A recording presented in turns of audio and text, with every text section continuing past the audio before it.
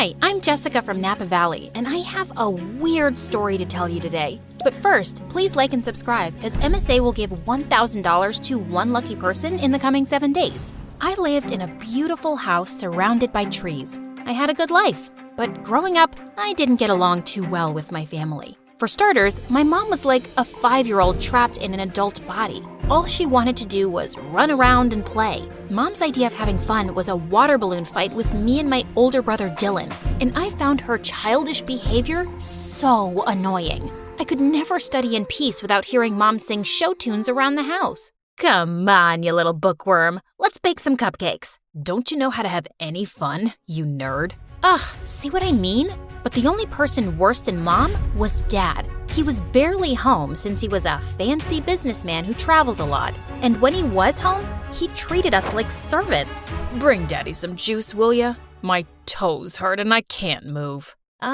There's not a lot left and we're saving it for tomorrow morning. Oh, so maybe you should be the one who goes on 5-hour flights to earn money for us. I kinda hated being around all of them, so I spent most of my time alone reading and practicing my violin. But when I got to 11th grade, things took a crazy turn. Mom told me one morning that we were taking in an exchange student. She's from Tokyo. She'll go to your school and live with us for 4 months. Isn't that exciting? Sure, but we'll have to clean the kitchen first, so she doesn't run crying. Be happy, Jessica. Now you'll have a live-in friend to bore to sleep while you play your violin. I sure hoped she wouldn't be a live-in headache like Dylan. That weekend, we all drove to the airport to pick up our Japanese guest. Her name was Queenie, and she looked like a goddess out of a wonderland. Even her fingers were beautiful. Thank you for having me. Truly, it means so much. It's our pleasure, sweetie. Look, I got you a stuffed welcome panda. Mom? Hi, I'm Jessica, and I'm the normal one in the family. Please, don't judge me based on them. Oh my goodness, this is so sweet. Can one of you help me with my bags? They're heavy because of all the books I brought. Wait, Queenie was into books? I loved this girl already. She and I were talking about our favorite authors on the way home, and after that, we really started to bond. It was nice finally having someone I had stuff in common with. Queenie was also super helpful around the house, so both of my parents adored her, especially Dad. Aren't you amazing? How about I buy a present to thank you for all your hard work? Maybe new shoes or gold earrings? I would have bought some for Jessica, but all she cares about is school and homework. That's very kind, but you guys have already done enough, really. Then one night, Queenie and I decided to go on a walk, and she grabbed a jacket from the coat closet. Oh, that's actually Dylan's. But it's so comfortable, and I don't have any warm jackets. Can't Dylan lend clothes to his guest? You can't just take someone's jacket without permission. Give it back. I don't want you wearing it. Fine, here you go. I'll just freeze to death then. Come on, Jessica. Dylan looked really mad, and suddenly he pulled me aside. What's her deal? After all we're doing for her, she gets this worked up over a jacket? I don't get why you can't just lend it to her for 10 minutes. Because there's something about that girl I just don't like. You mean 'cause she's actually sophisticated and has manners? Makes sense why you wouldn't like her. Dylan just looked angry and stormed off. Jeez, what a drama king. He probably was just jealous that Mom loved Queenie so much. He'd always been Mom's favorite. The next day at school, I was studying for exams in the library when Queenie came in and sat next to me. Hey girl, listen, I just want to apologize about Dylan being so mean to you. He must have forgotten to take his meds. Don't worry about it. Actually, I was wondering if you could help me with my English assignment later. I'm still not fully comfortable with the language. Yeah, of course. Thank you so much, Jessica. I'm really grateful for you. Queenie hugged me super tight, and I realized I was her only real friend here. I could just feel how sad and lonely she was. I waited for Queenie at her house for several hours, but she didn't show up, even though I called and texted her 100 times. Then finally, Queenie arrived carrying a small box. Sorry I'm late. I was buying you a present. Here, open it. Aw, Queenie, you didn't have to get me. At that second, I saw a hissing rat and I started to scream. Jessica, calm down. This is a pet rat. I have one just like him at home. He's so sweet. Just hold him. Queenie let the rat crawl on my arm, but he bit me. Minutes later, I had to go to the emergency room, and Queenie burst into tears. I swear, I had no idea that rat bites were poisonous. I have the exact same one at home, and he's such good company. It's okay, Queenie. The doctor said I'll be fine. Just don't go around giving people pet rats in the future. Queenie just kept apologizing and hugging me.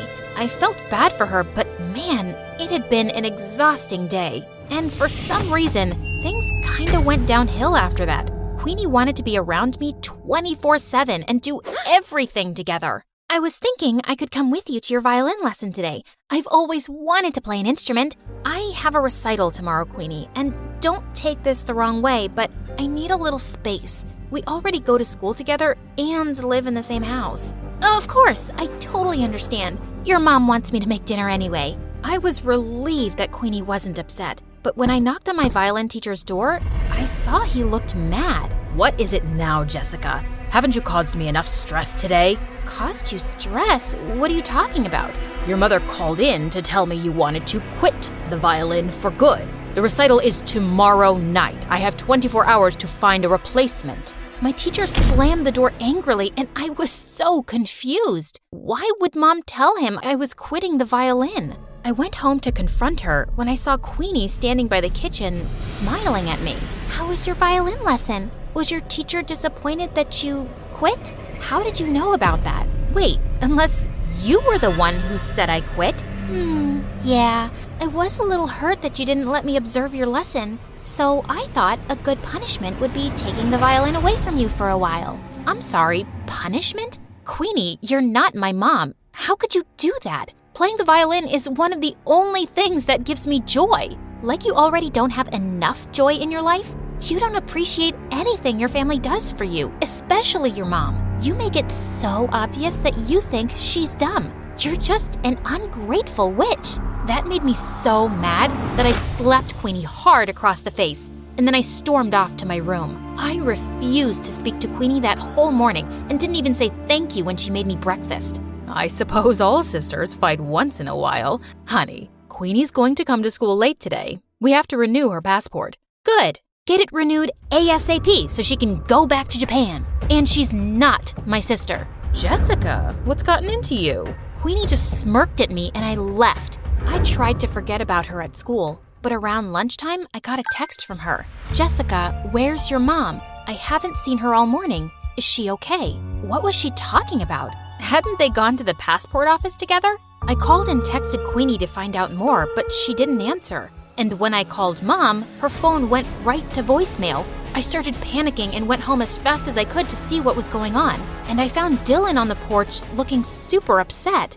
I just got a text from Queenie asking where Mom is and if she's okay. What is she talking about? Neither her or Mom are answering their phones. Why would Queenie send a text like that? Something's going on. We have to call the police. Okay, but go tell Dad first. I found Dad in his office and told him everything, but he shrugged like it was nothing. What's the big deal? She'll turn up soon enough. So you're not worried at all if Mom's okay? You don't think those texts were weird or… Quit bothering me, Jessica. I could use a break from your mom. Get a little peace from her morning singing. What? What kind of monster was my dad, not caring if Mom was safe?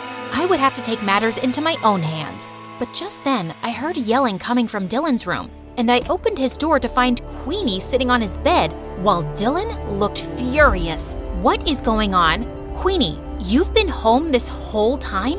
Do you know how many times we tried calling you? What is going on with our mom?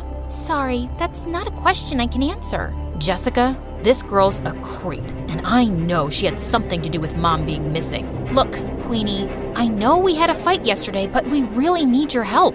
Queenie didn't answer me. She just walked towards the door with her arms crossed. You two won't find your mom anytime soon. I'm making sure of it. You're making sure? Queenie, tell me right now where Mom is, or what? You'll go to the police? You'll accuse a poor, helpless exchange student of making your mom go missing with no proof? I don't see that working out, and I'm not done with you guys yet. In fact, I've just started. With that, Queenie pushed me off of her and walked out of the room. Dylan and I immediately went to the police station and reported everything. They sent out a search team to look for Mom and then did an investigation on Queenie. And to our shock, they discovered Queenie wasn't an exchange student at all. She'd faked her application. She wasn't even from Japan. She lived in LA. So she's just this stranger who came into our lives and made Mom go missing? Who is this girl and what does she want from us? I don't know, but that chick gave me weird vibes from the start. She's obviously out to get us. We stayed at the police station for several hours, waiting for any news. Then finally, the police came back with Mom. Oh my God, what happened to you? It was Queenie. She said she had to show me something important, then drove me into the middle of the woods and threw me out of the car. She just left me there without my phone. I was just lucky some forest rangers found me. But don't worry, I'm all right now. Just then, some policemen walked in with Queenie. Looks like Mommy made her way out of the woods. You're a monster, Queenie. We know everything. How you kidnapped Mom, how you faked your exchange student application. Who are you and why are you trying to ruin our lives? Because you ruined my life first. When I was 10 years old, your dad conned my parents out of all their money and disappeared. And we ended up having to live on the streets. My mom had a mental breakdown.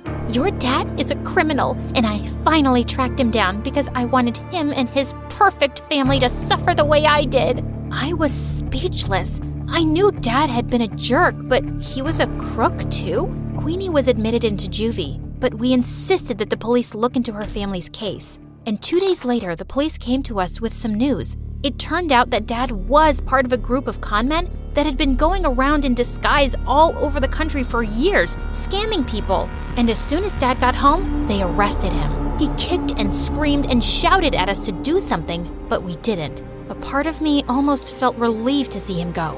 I am so sorry, you guys. I never knew much about your father because he always told me to mind my business and kept everything a secret from me, and I stopped asking. That's why I was never happy in our marriage. He was the worst. He never cared much about you or us. You did everything for us, Mom, and I really appreciate you. I'm so sorry if I looked down on you for being messy or childish or whatever. Now come on, let's go talk to the police to get Queenie's family help for their situation. Be grateful for the life you were given. Every day is a gift.